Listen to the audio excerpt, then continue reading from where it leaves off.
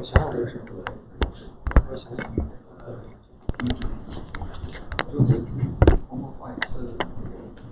这种我就是，那我看看吧。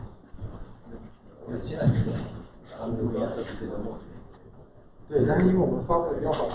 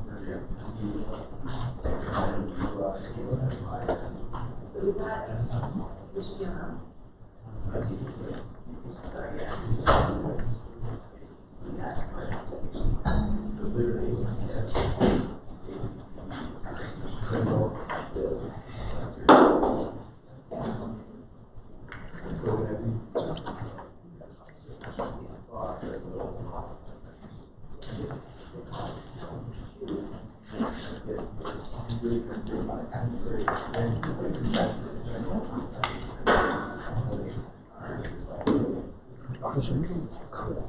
下周一，今天会别他妈这个是最后一节课。下周一，下周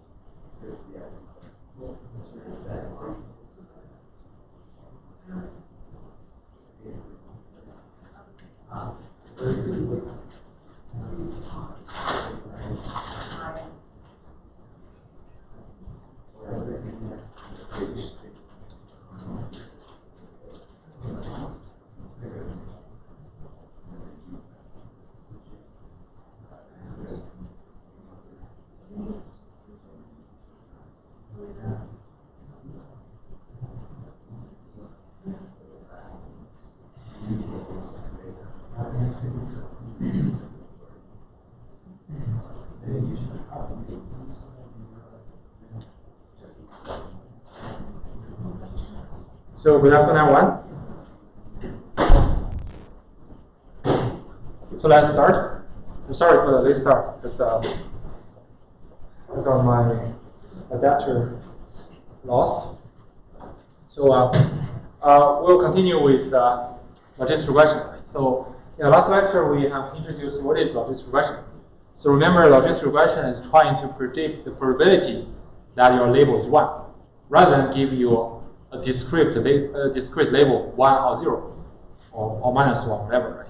It just give the prediction of the probability your label is 1. So if your probability is 0.6, you say, okay, I have a 0.6 chance to label this example to be positive. Then we might choose to label it as positive. Otherwise, if your probability is less than 0.5, say 0.1, right? Then we say, okay, your probability of being positive label is just less than 0.5. Then I label it as a negative example. So this is a very different. This is a very different model from the previous linear classifiers we have seen. Right? And then we discussed how to train a logistic regression classifier. Right? We introduced the two methods: maximum likelihood estimation and map estimation. Maximum likelihood estimation turns out to be minimizing a special loss on the training data. This is called logistic loss.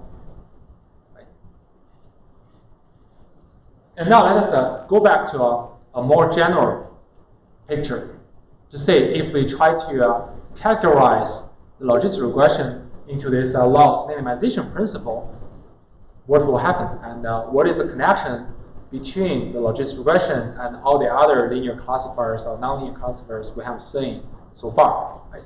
So here is the setting. So again, we assume the training examples. This is from the computational learning theory assumption, right? We assume our training examples are drawn from some fixed, unknown data distribution. And there's some hidden oracle classifier F, which gives the ground truth label. Our target is to find a hypothesis from the hypothesis space that can mimic F, can be as close to F as possible. And how do we conduct the learning procedure? Right? So here's the general step. The ideal situation would be we first define a loss function on the training examples. Those loss function can penalize the bad hypothesis. So what's the meaning of the bad hypothesis? One that misclassifies data. Yes, exactly, right? So if a hypothesis makes a wrong prediction, then I want to put some penalty on that. In this way, we can avoid selecting such kind of hypothesis, right? And then we define a loss function on the training examples, which measures the difference between your hypothesis prediction and the ground truth prediction. Right? And obviously, if they are different, your loss function will have a larger value, meaning larger penalty. And ideally, we want to minimize the expected loss on the entire training examples, right? So the expected loss is computed as the expectation of the loss function with respect to this data distribution. So this is the ideal loss function or objective function when we try to find the best hypothesis, right? But the problem is this data distribution D is really complicated and unknown. So we'll never be able to write down this expected loss. And then in practice, what should we do? We use a so-called empirical loss. So what is empirical loss? We just calculate the loss over each training example and take their average. We call it empirical loss because in statistics, this average over the training data can be considered as an unbiased estimation of this expected loss. So this is why it's called empirical loss. So obviously, if you have a very large training data, right, then your empirical average will be very close to the ground truth, the true expectation. Right? So this is called empirical loss. Any question? Okay.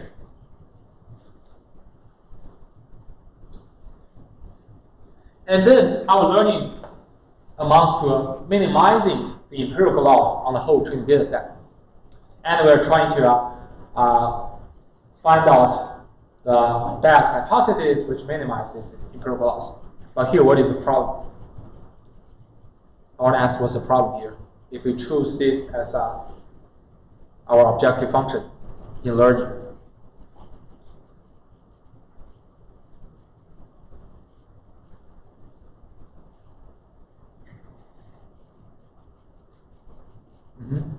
Might overfit because it doesn't have anywhere to like avoid it.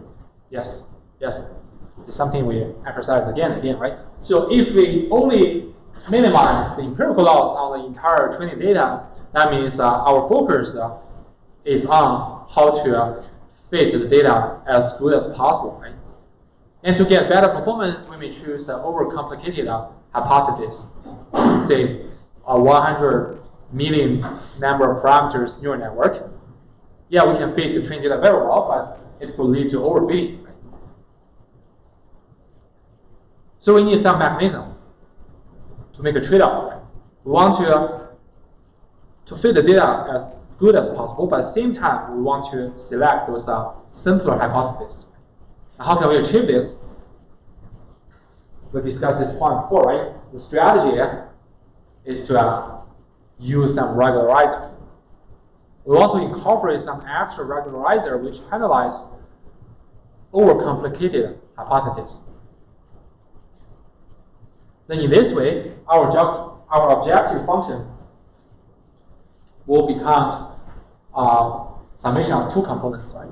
One component is the empirical loss on the training data, and the other component is a regularization term. So regularization term penalizes overcomplicated hypotheses, meaning those hypotheses having large VC dimension, right? Too complex. And at the same time, we still want our hypothesis to fit the training data as good as possible. And to make a trade-off and make a balance between the regularizer and the empirical loss, we should incorporate a hyperparameter C here, right? And as we mentioned before, this one cannot be directly optimized. You need to manually tune it through, say, cross-validation.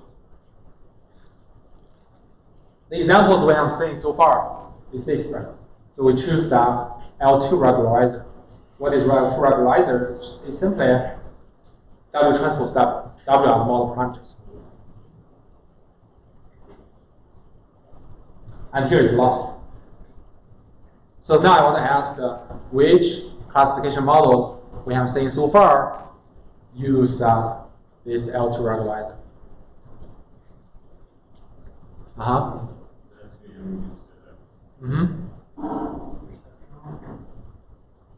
No, perception doesn't use it. LMS. What? LMS. Elements. LMS. LMS. No, LMS does not use it. Any other suggestion?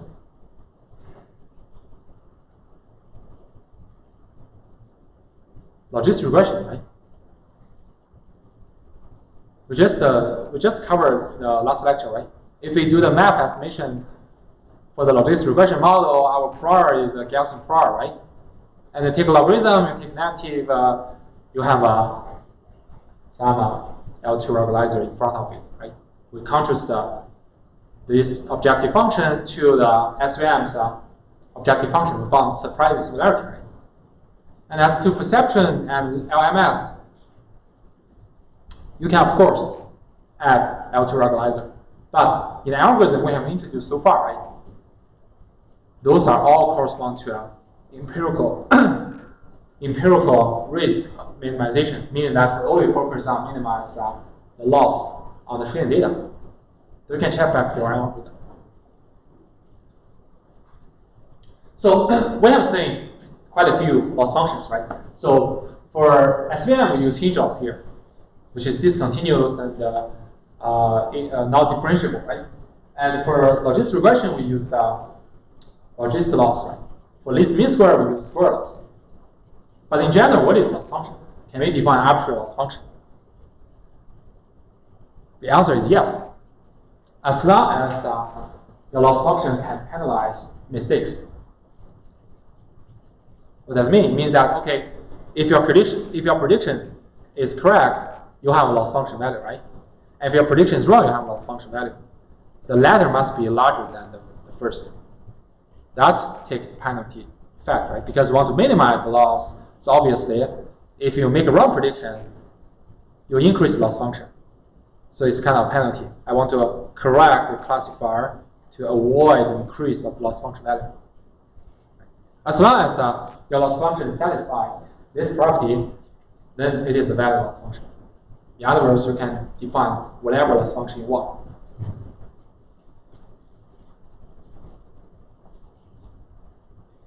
Okay, so what is the ideal loss function for classification? Here is the ideal loss function, 0, 1 loss. So the ideal loss function should be should penalize those wrong predictions at the same time put no penalty on correct prediction, right? So I don't want to be penalized even I make a correct thing, right? I only want to be penalized when I do wrong things. And 0, 1 loss is such loss function. Its definition is as follows. If your prediction is wrong, then your penalty is 1. Of course, you can replace this 1 by any positive number you want. But if your prediction is correct, the loss function is 0, meaning that you do not put any penalty. And for linear classifier, the loss function will be like this, right? So this product y w transpose x is the indicator showing whether you make a correct prediction or not. So if it is less than or equal to 0, meaning that you make a wrong prediction. We have mentioned that before, right? So then the loss is 1. You have a penalty. Otherwise, you make a correct prediction, then the loss is 0. But the problem is that minimizing this loss is intractable. Why? You can't really take a derivative of that step function easily. Yes, exactly, right? You cannot take a derivative on that, and you can even not take a sub-derivative. You cannot use the method we mentioned in the SVM primal domain, right? You cannot use that because you can you can look at analyze different cases. You say, okay, for different cases, this loss function also constant. So cannot take gradient. Gradient is simply 0. That's why you see this is seemingly good, but it's not practical at all. Then in practice, we have to develop a variety of surrogates. That's where the hinge loss come from, where the logistic loss come from, the square loss come from, exponential loss come from, and blah blah blah. So if we write down those loss function, you can see they are diverse. Right? So this is perceptual loss we have mentioned before, and this is hinge loss. The difference between perception and hinge is just a constant 1 here, right? And this exponential loss comes from either boost and logistic loss. If we write down if we draw their curves, you can see what's the common point of these curves? So x-axis is the input of the loss function, and y-axis is the loss function value. What's the common point?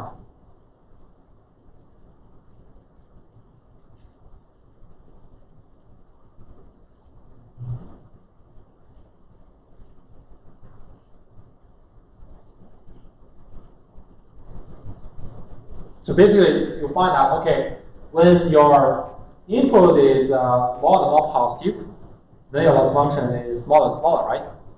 If the input is toward the negative direction of the x-axis, meaning that it is more and more negative, the loss function value becomes larger and larger, right?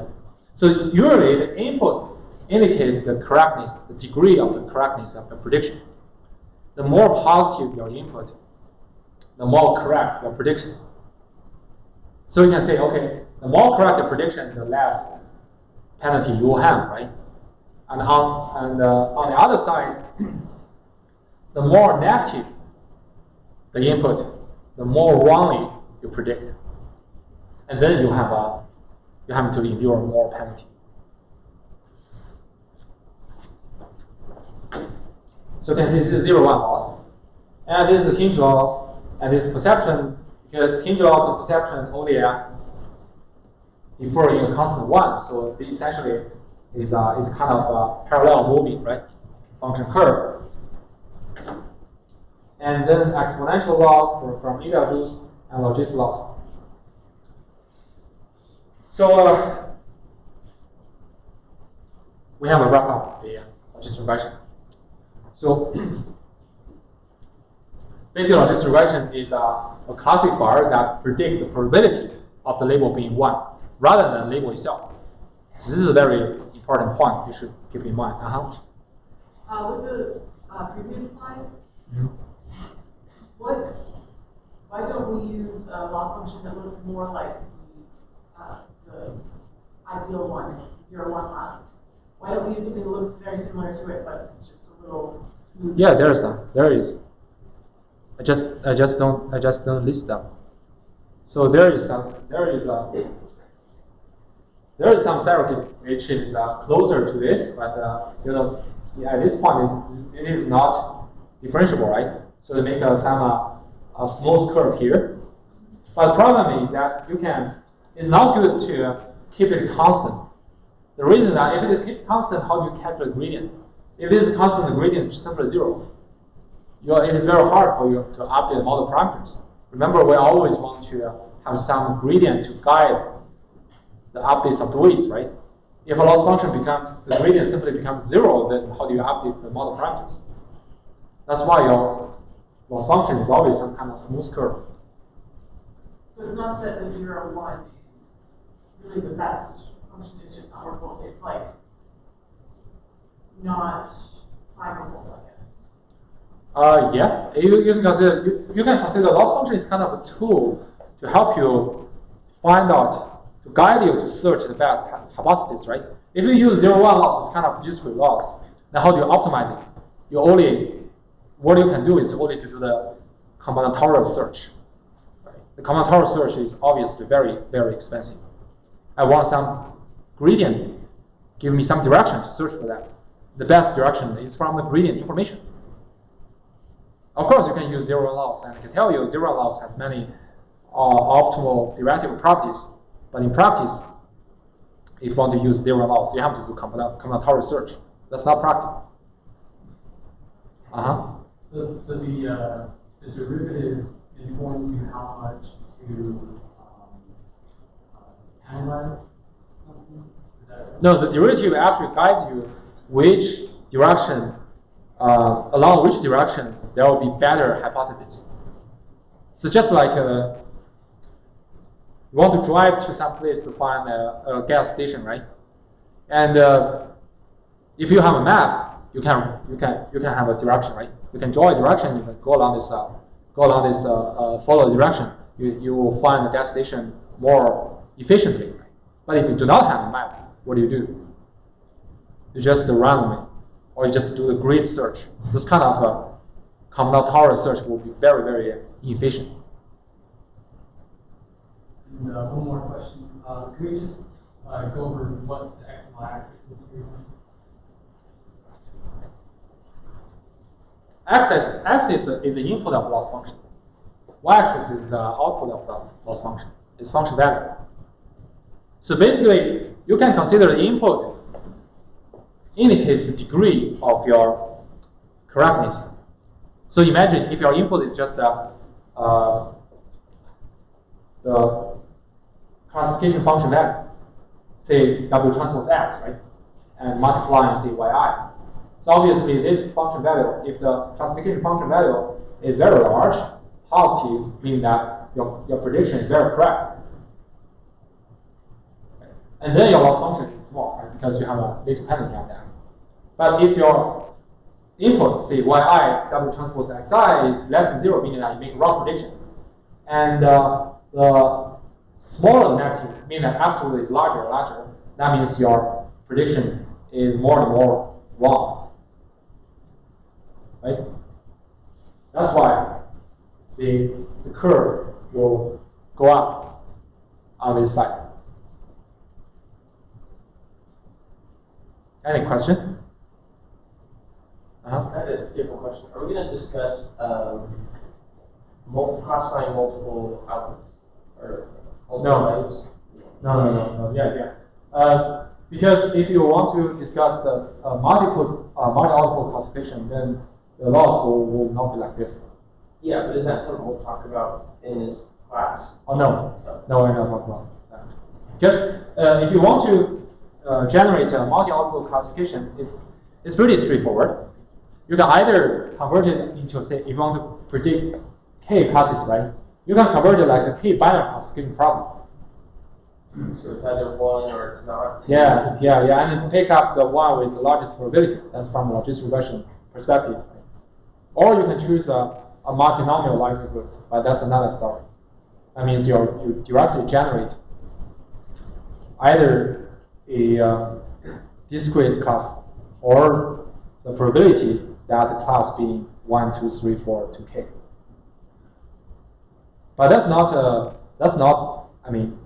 very difficult technically.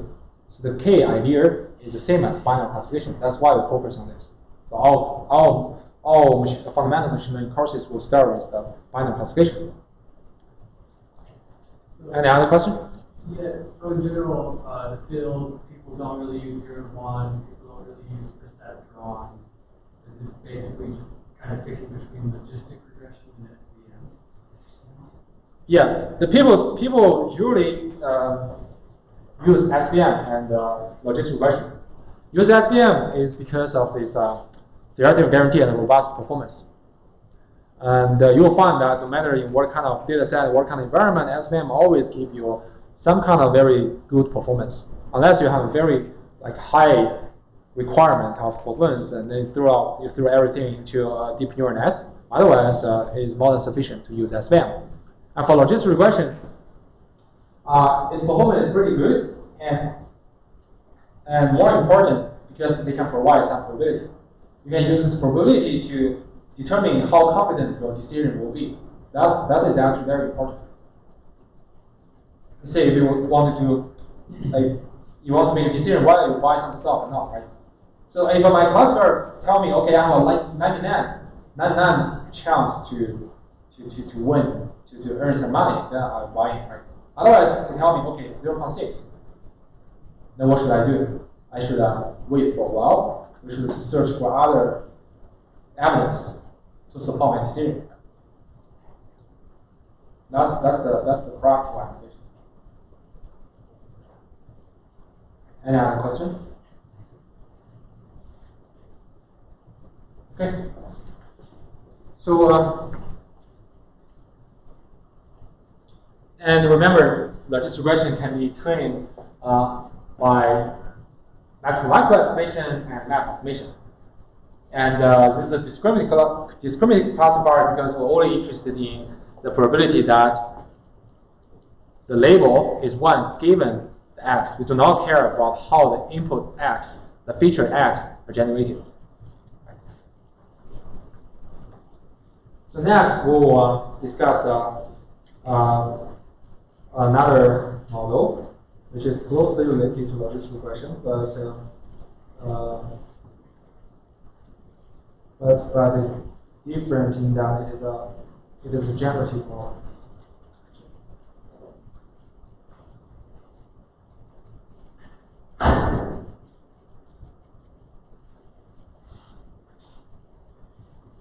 What is called naive Bayes classifier. So we'll discuss two topics. First, we'll introduce what is naive Bayes classifier, and then how can we learn naive Bayes classifier. So first, what is naive Bayes classifier? So the key difference from naive Bayes classifier and logistic regression is that we care about both the generation of the features X and output label Y. Remember, in logistic regression, we're only interested in the probability of label Y given X, right? We actually do not care what's the probability of X. We only care about the probability of Y given X. But now, in naive Bayes, we will model the drawn probability of the feature X and Y. And suppose we have obtained parameters to describe this probability from training procedure, right? Then how can we make a prediction? We use the so-called map prediction. That is, we want to find out the label Y, which has the largest posterior probability given X. So you can see that, okay, I want to find out the label Y equals to Y, given we have observed these features X. This is the way how we perform the classification for naive Bayes. And we can use Bayes rule here, right? So this is a posterior probability, it is equal to the prior probability of the label, multiplying with the likelihood of the data X given label, and then divided by this marginal probability, right? This is a Bayes rule. Then our prediction becomes to find out the best label Y, which maximizes this prior multiplying with the conditional probability of the features given Y, given the label Y. This is very similar to map estimation, but here we use it for prediction.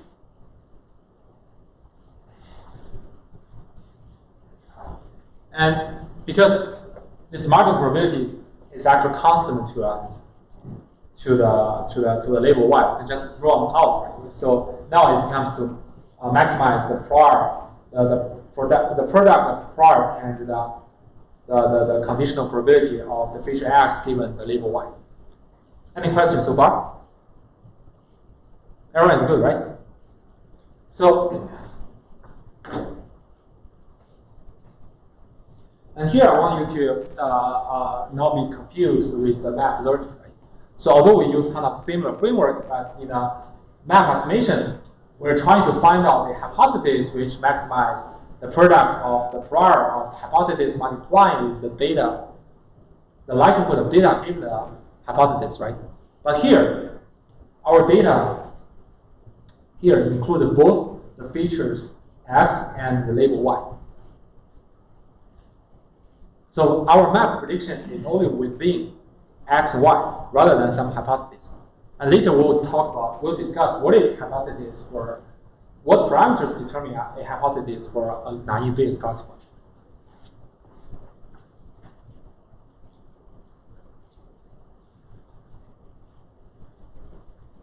And to make a prediction, right, we need to determine the parameters for these two components. One is prior probability of the label being Y, and the other is the likelihood of observing the input features X given a specific label Y.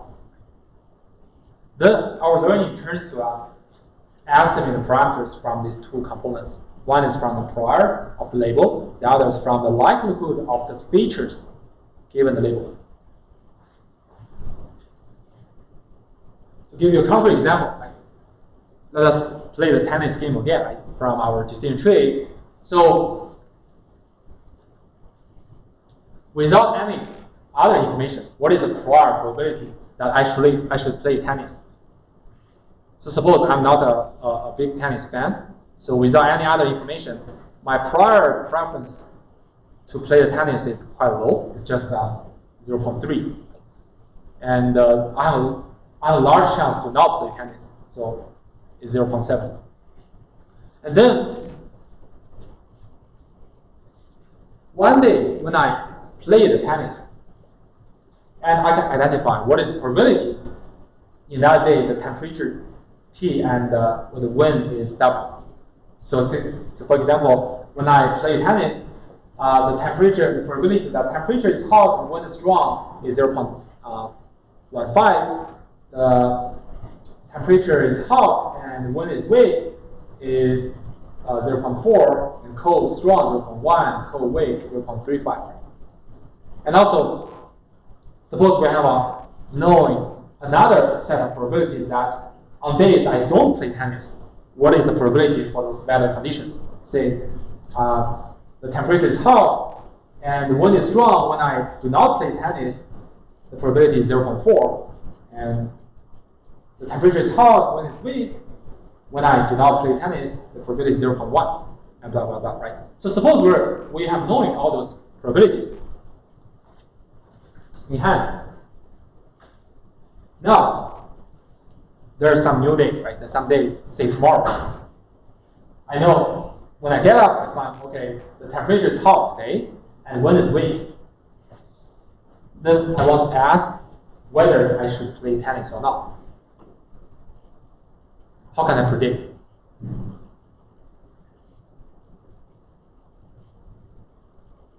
Following what we have just gone through, how can I predict whether I should play tennis or not? An idea? Yes. Just use base rule, right? Just like what we have done for the map estimation, right? So just find out the label y, which maximizes the product of the prior multiplying the likelihood of the weather conditions given the label, right? And because we have already known the prior probabilities for label being yes or no, right? For I play tennis or not, right? And also we have known from these tables, we have known the probability that given whether I play tennis or not, what are temperatures, what is the probability of the temperatures and the wind is, right? So it's straightforward. And by looking at this table, we know, okay, if I play tennis, the drawn probability is the prior of yes multiplying the conditional probability, hot weather and hot temperature and weak wind is 0.4. So 0.4 here, right? And 0.3 is a prior. So multiply together you get this product to be 0.12, right?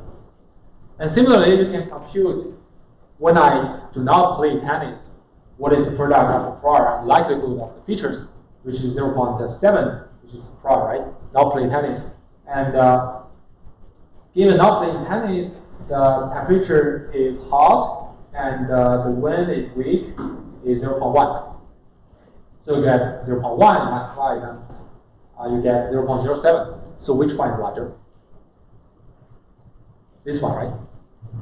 And according to our prediction rule, we will choose yes as our label. That means I will play tennis today. So everyone get the clue, right? That's how it works to make a prediction.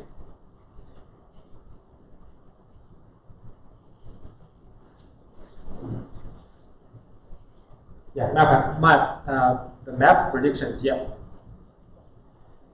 But now let us look at.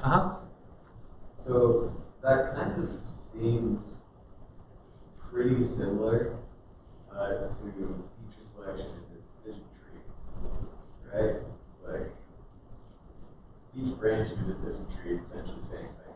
Given these decisions we make, given those decisions, we're selecting maximum probability. Yep. But essentially, it's kind of deterministic, right? You just calculate one branch, right? You just find one path and go down. And, there's no backtrack, right? You do not calculate all branches and probabilities and compare which one is larger. And there is such kind of extension. It's called Bayesian decision tree. Any other question? I'm glad that you are trying to connect all we have learned. That's a very good sign. That's a very good sign, right? Because if you want to develop new models, new algorithms, you should consider how those different models can be combined together and what's their difference. Okay, so now that we have known the rule to use Bayes' classifier to make prediction, right? Now let us look at how can we learn the model. The problem here is that to make prediction, we must know the prior probability, right? And also we must know what's the feature, what are the feature values probability given all specific labels. But these probabilities will occupy a huge parameter space. To see this point, this is our whole plane tennis problem, right? We only have 4 features. Although temperature, humidity, and wind, and each feature takes several discrete values. So although it can be sunny, overcast, rainy, temperature hot, medium, cool, humidity can be high, normal, low, and wind strong, weak. Right? So now let us look at to train a naive Bayes classifier from this table. How many parameters do we need? So first, we need to learn the prior probability, that is whether I play or not. And then I need to know the likelihood of the feature combinations given whether I play or not. So for the prior, it could be simple because we only need one number to determine the prior probability, right? Because if the prior probability I play the tennis is p, then I do not play the tennis is 1 minus p. So it's just determined by one parameter. That's not a big deal. But the problem here is the likelihood. That is given, say, we play, and what is the probability of the features? Remember, the feature vector consists of 4 features. And for each combination of all the feature values, you have to assign a probability. Namely, say, if a play is yes, then I need to know, okay, what the probability of x1 being some value, x2 being some value, x3 being some value, x4 being some value. I need to know the probability of all combination of these feature values. So you can imagine the number could be large. So let us look at how many numbers do we need. So first we know, okay, the possible values that the first feature can take is 3, the second 3, third 3, and last is 4. And then to identify, given any specific label, how many parameters we need to determine this conditional probability is actually 3 times 3 times 3 times 4, and minus 1 parameters. Why? Because we have to enumerate all possible combinations of the feature values. For each specific combination of feature values, we have to give a probability value. And obviously, these probability values, their summation must be 1. So you only need this total number of combinations minus 1 parameters. The last one is just one gets subtracted by the summation of all the other probabilities. Right? So this number is not small. Now if we generate k labels and d features, let's see how many feature number do we need. Right? So first, for the prior probability, because we have k labels, so we need k minus 1 parameters. The reason is that the last parameter is just 1 minus the subtraction of the other probabilities. We need k minus 1, that's not a big deal. But if we have d features, and here we take the simplest case that each feature is just a Bloom feature, meaning that it only takes 2 possible values. Then to identify the conditional probability of x1 to xd given y, and how many parameters we need. We have d features, right? So each feature value can take 2 values. So in total, there will be 2 to the d feature value combinations, right? For each combination of those feature values, you need to assign a probability. That rule becomes 2 to the d minus 1, right? And because we have k labels, that means for each specific label, you have to identify such probability. So I have to multiply it by k. So now you can see how large number of parameters do we need. Right? It's kind of huge because it grows exponentially with the number of features. The consequence will be it will be very easy to overfit data, right? Remember, the more parameters you have, the more complex your model will be. That means the more chance you will get overfitting. One way of doing this is that you collect huge amount of training data to do this, right? But what if you have only a very small amount of data? How can we deal with this?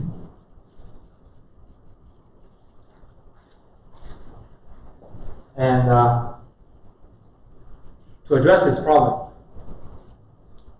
we need to simplify our model. To restrict the family of model to be a simpler family. In that case, we can largely reduce the number of parameters. So how can we simplify this model? We make the so-called independent assumption.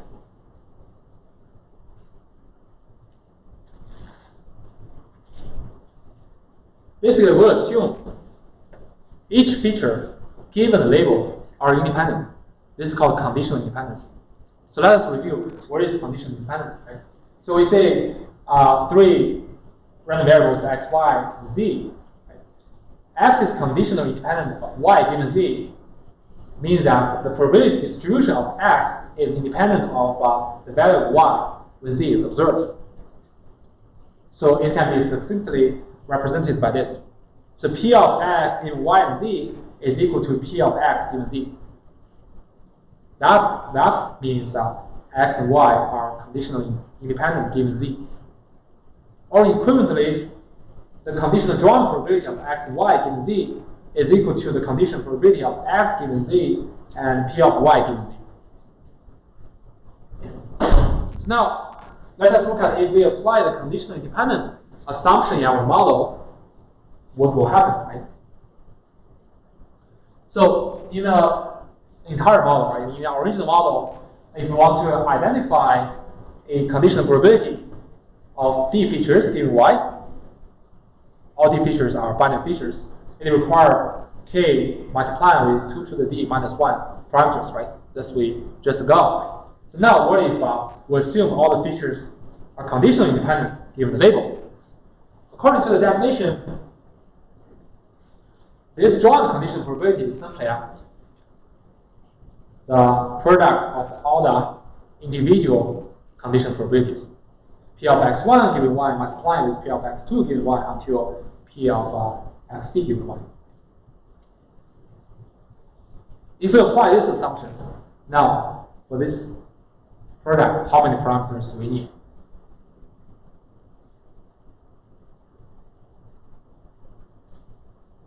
Let's just think about it, right?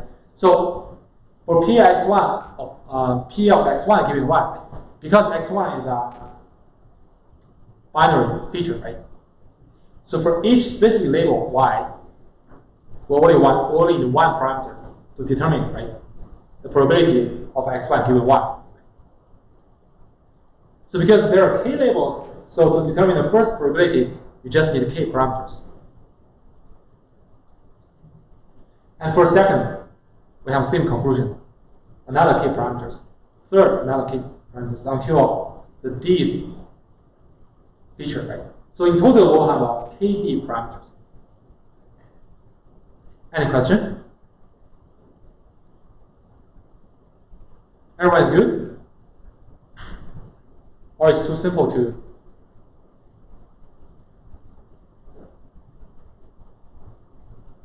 Okay, I assume this is straightforward to you guys, right? So now we reduce the number of parameters to kd. So say, okay, this is a huge change because we reduce the number of parameters which is exponential to the number of features to linear to the number of features. So although this number of parameters could be large, but it is linear to the labels and the parameters, it is doable. It is feasible in most practical applications. And then,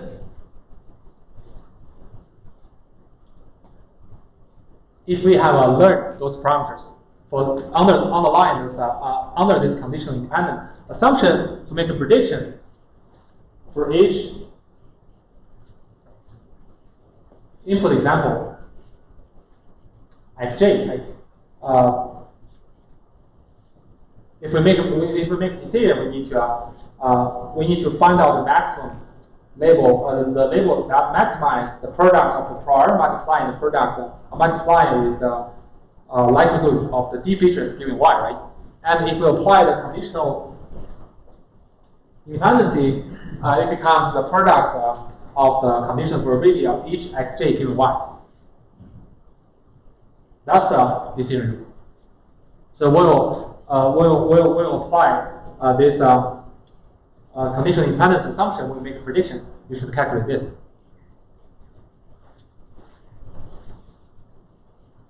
So now I have introduced the naive-Bayes classifier. Any questions so far? So the key assumption underlying naive-Bayes is this conditional independent assumption. And the reason for this is just to simplify the model to reduce the number of parameters. Obviously, someone can question this point. Right? Why should I make this so strong assumption? Could I assume some dependency among them?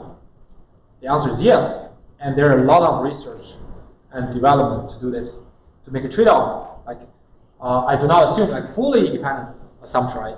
I can partition the number of features into different blocks, and inside each block, those features are dependent. So that I make a trade-off between the computational complexity and the model expressiveness. But this is a classical definition of a naive-Bayes classifier. Okay? So now let's look at how can we learn a naive-Bayes classifier. Right?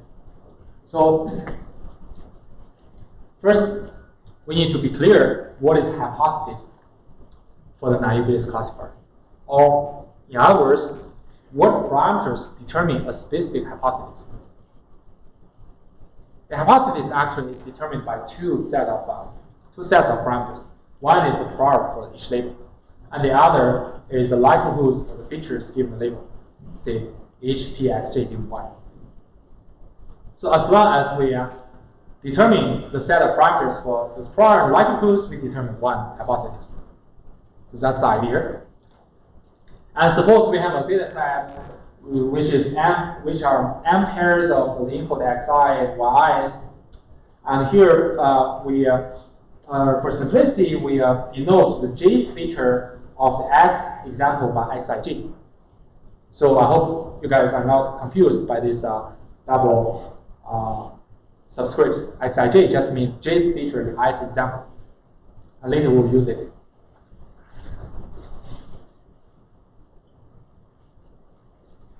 And now, we want to use the probabilistic criterion to select the hypothesis.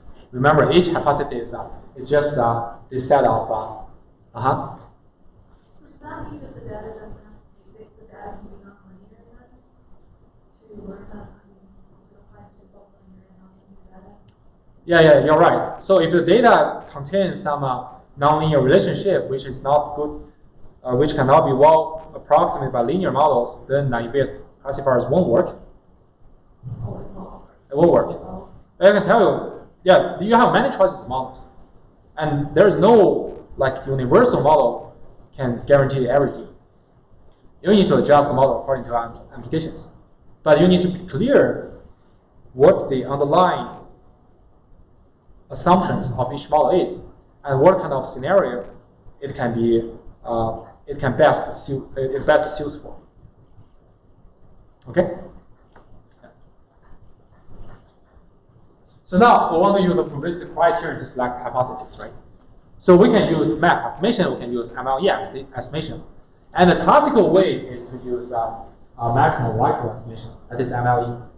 So basically, given the data, that are pairs of the input and output, and want to maximize the probability of the data.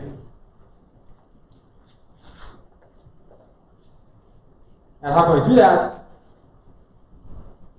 We assume each example is independent and identically distributed. So the joint probability is simply the product of each probability of xi by I given the hypothesis H, right? Then the remaining thing is just to maximize this product. Everyone is good? So someone may ask, what if I want to do map estimation? Well, you can do a map estimation, but you need to assign prior over H. So remember the word to determine H. So here I don't want to confuse you. The prior of the labels and also the likelihood, the conditional probabilities of each features, those probabilities determine H. Right? If you want to use map estimation, you need to assign prior over the prior parameters. So that sounds interesting, but it's doable.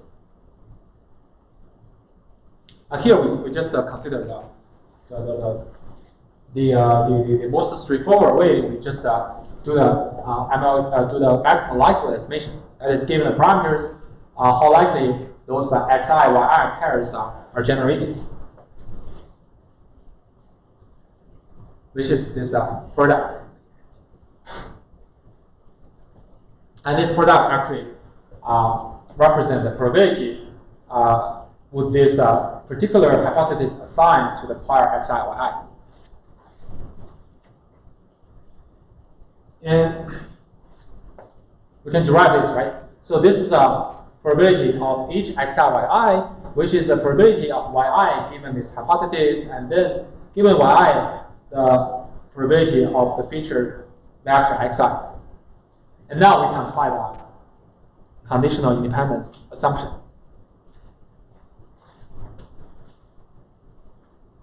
Here, right?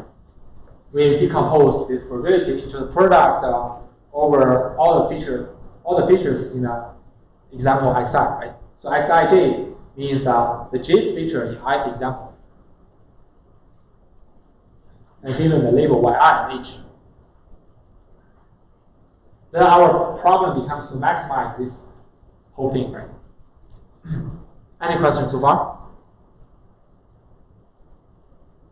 Okay.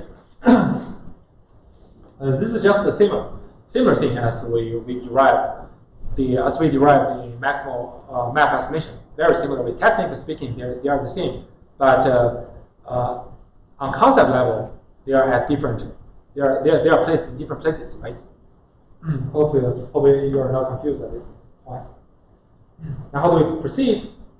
We take logarithm. Right? This is the things we always do. Right? We take logarithm so that the product now becomes the summation. So it is easy to derive the derivatives. So we have the log prior of labels for all the n examples, and also the log probabilities of each feature in each example given the label.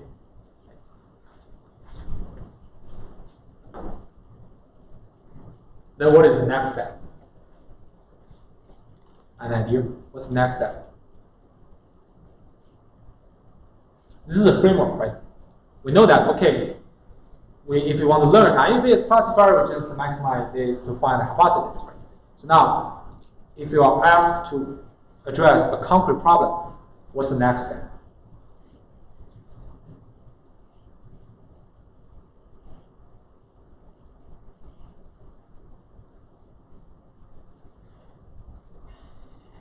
I don't know how to compute probability label given a hypothesis. I don't know what the hypothesis is.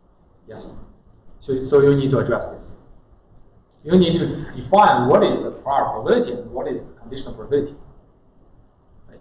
You need to specify some parametric form for those probabilities. And from statistical literature, there are vast variety of choices of those prior probabilities and conditional probability and distributions. You can choose whatever you want.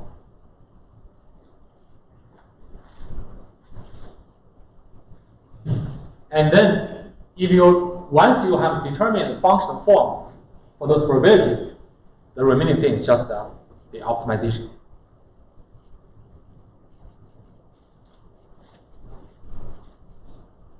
So let us look at some concrete example, right? Suppose we are doing the binary predictions, so those yi's are just discrete labels, and also the features are just binary features. Right? Xij is either 1 or either 0, right? So this is our concrete problems. And then for the prior, we can specify, we can define its parameter to be p. P is the probability that y be 1. So the probability y be 0 is 1 minus p, right? Then we can express the prior. Oh, sorry. And then let us look at the likelihood. If you want to determine the likelihood for each feature given a label, right? So we can parameterize the likelihood as follows. We define the probability of xj being 1 given the label being 1 is aj. So xj being 0 given y being 1, the label is 1 minus aj, right? And similarly, we consider the case that y being 0, right? So given y being 0, the probability of xj equals to y is defined to be bj. So those parameters are all known. We need to first define them and then learn them. So the probability of xj being 0 given y being 0 is 1 minus bj. xj refers to that J feature. J feature, Yeah. not a specific example of all. Yeah. Because this is a probability distribution. So xij is some specific observation of the value. And then when you observe them, you can calculate likelihood. Then you estimate the probabilities. So we'll see the detail in later. Right? So suppose we have defined as a prior likelihood parameters, right? And then our hypothesis actually consists of P and all A's and B's. So all the A's and B's and P determine one specific hypothesis.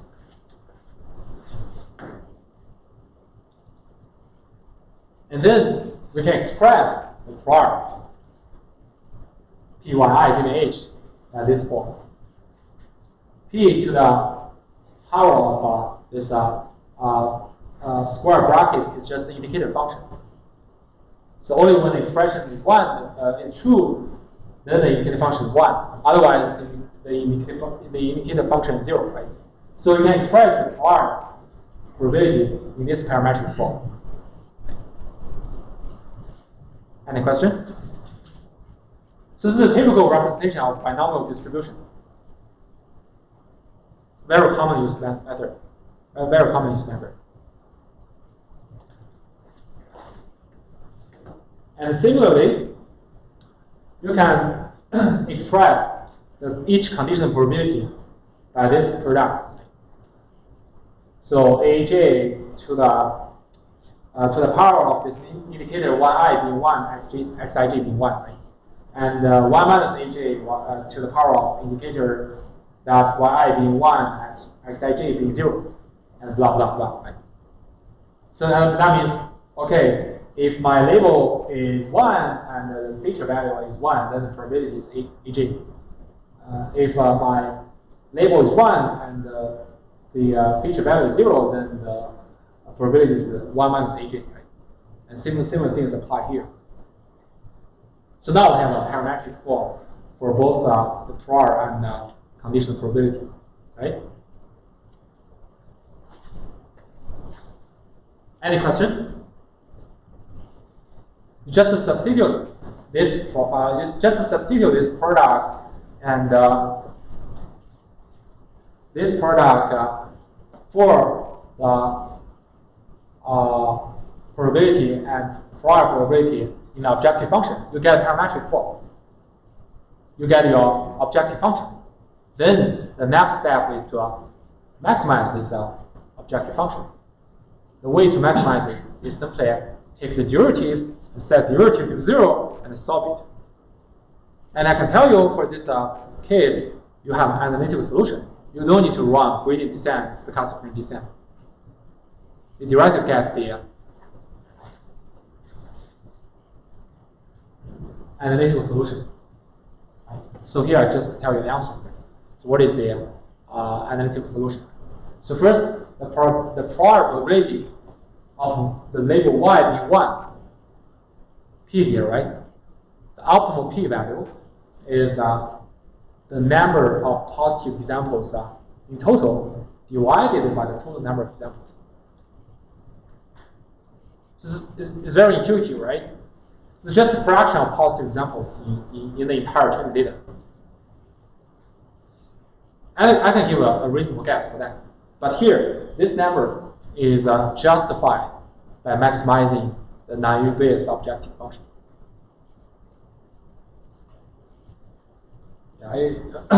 If you're interested, you can try to derive it, and you'll get this result. And then what is each conditional probability? Let's say what is probability that J's feature being 1 given the label is 1? Say AJ, right? So AJ, the optimal AJ turns out to be the number of examples whose label is 1 and the J feature is 1, divided by the number of the examples whose label is 1. So say, okay, the numerator is just the number of examples, both xj being 1 and y being 1 are satisfied.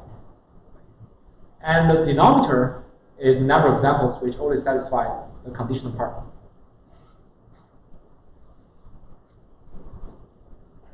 Any question? This is a very interesting conclusion and a very interesting observation. And similarly, for the probability that the label being 0, given the label being 0, the J is feature taking 1, we denote it by Bj, right?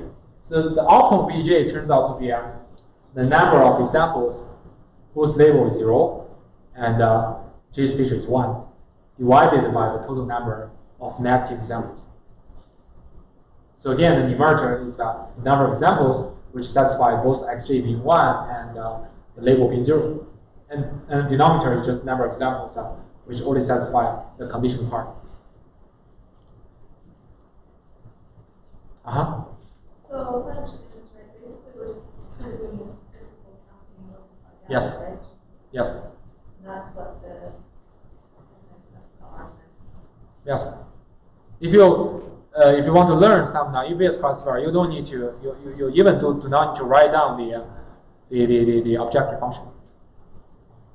All you need is just count those numbers and do the normalization. That's it. But you need to understand the underlying procedure. The underlying process is actually to take the derivative over this objective function and set the derivative to be 0, you get those optimal numbers.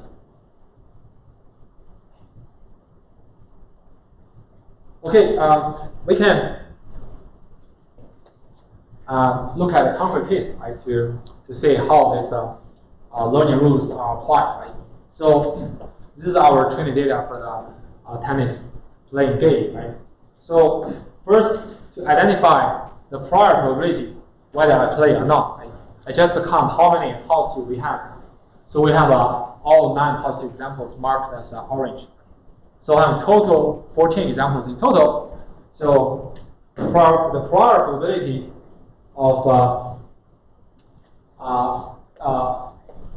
I play is 9 over 14, right? And so the negative, so the prior probability for not playing is 5 over 14. And then to compute each conditional probability, say the feature O represents the overlook, right? Overlook feature is sunny, given play is yes. This one can be computed by what? Remember the rule we just mentioned, right? We just count, right? among all the positive examples, say because this is condition we play, right? So we need to count. We need to count how many among all the positive examples, how many days are summing, right? So it turns out there are only 2 days summing, and in total we have 9 days that we play the tennis. So this condition probability is 2/9. And similarly, we can obtain the optimal conditional probability given I play, the play is yes, and the overlook is raining.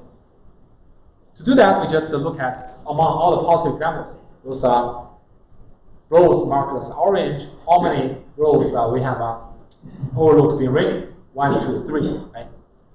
So the optimal conditional probability is 3/9. And similarly, the conditional probability of the overlook being overcast given you play is 4/9, because among all the positive examples, 4 days are being overcast. So the optimal conditional probability is 4/9. And we can do it again and again, right? We can compute the optimal conditional probabilities for all the other attributes, and also for the label being not playing. Any question? This is quite mechanical, right? Just count the table and then do a normalization.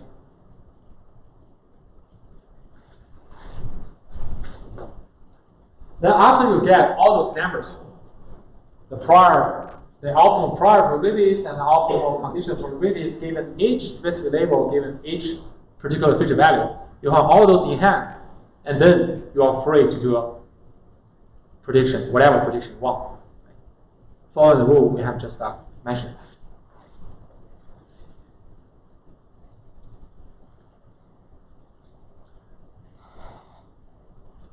So here is the summary of the IUPACE. We haven't introduced it. We have briefly introduced it. Right?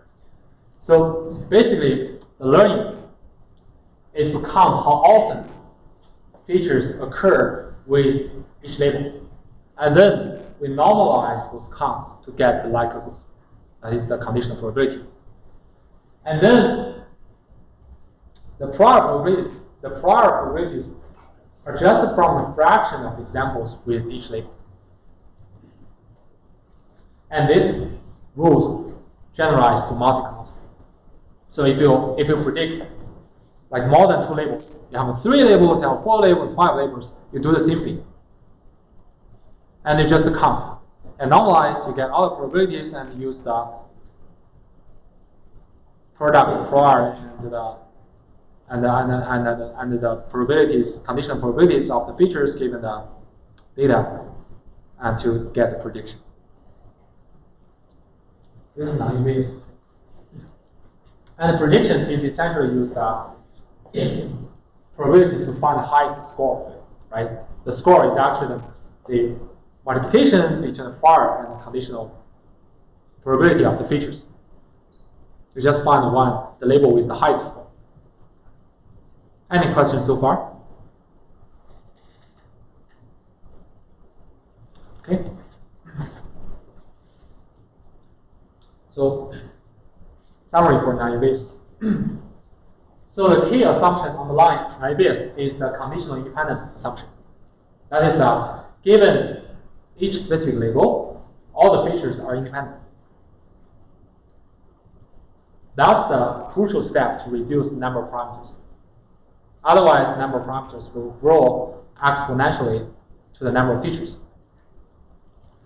And the classical way to estimate the parameters for IUPACE is maximum likelihood estimation.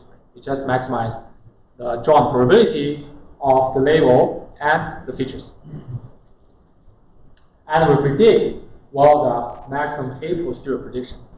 Namely, essentially, we predict the label Y with the largest posterior probability, P, Y given X. To do that, we can use Bayes' rule. That means equivalently, we maximize the product of the prior of the label and the conditional probability of features given the label. So that's all about naive Bayes. Any question so far? So although those models are pretty like straightforward, like pretty simple, but they still have many important applications. For example, spam filtering. Spam filtering is based on naive Bayes classifier and it works really well. And in many natural language processing or text mining applications, naive Bayes is a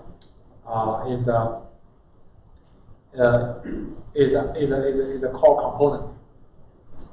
It's not only because it's simple and easy to implement, it's very efficient. Because your learning is simply to count the different labels and different features, right? It's straightforward. The computation is very efficient and performance is very good. Okay, so we'll stop here today, and our last lecture will be next Monday. And on next Monday, we'll very briefly review the whole class. So mainly, I want to give you some guidance about how to review the final exam, and then I will give some practical advice when you use machine learning to address your own problems. Okay.